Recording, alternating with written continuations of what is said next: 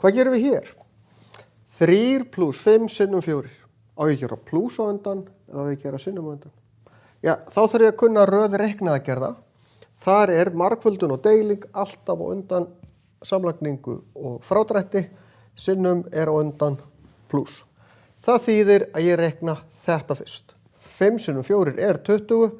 Þá er ég eftir að gera 3 + 3 + 20 eru 23. Hvað, þetta er sama dæmi aftur, ef ég breyti þið aðeins og set sviga hér, hefur það eitthvað áhrif? Við skulum sjá, svigi er á undan margföldun og deilingu í forgangsröð aðgerða.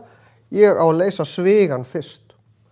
3 + 5 eru 8 sinnum 4, ég fæ 32 út úr þessu. Svigar hafa nefnilega yfirleitt áhrif. Það eru til svigar sem hafa ekki áhrif, en ég verð að vita hvað á ég að gera þegar það kemur svigi og þá skiptir ekki öllu hvort þetta er bara dæmi svo hér þar sem eru bara tölustafir eða bætast bókstafir við hvaða áhrif hefur sviginn á dæmið sjálf.